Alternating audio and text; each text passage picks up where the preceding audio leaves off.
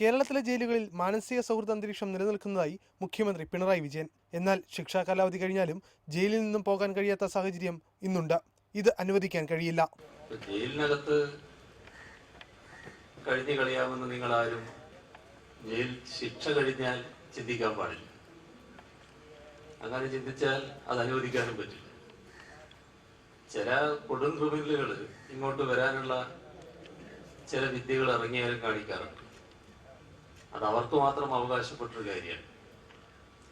സാധാരണ നിലയിൽ ശിക്ഷാ കാലാവധി കഴിഞ്ഞ് നിങ്ങൾ ഇവിടുന്ന് പോകുന്ന നില തന്നെ സ്വീകരിക്കണം. ജയിലുകളുടെ സൗകര്യം വർദ്ധിപ്പിക്കും. രാജ്യത്തെ മികച്ച ജയിലുകൾ കേരളത്തിലാണെന്നും മുഖ്യമന്ത്രി പറഞ്ഞു. ജയിൽ ദിനാഘോഷത്തിന്റെ ഭാഗമായുള്ള ആഘോഷ പരിപാടികൾ തിരുവനന്തപുരത്ത് ഉദ്ഘാടനം ചെയ്ത് സംസാരിക്കുകയായിരുന്നു അദ്ദേഹം.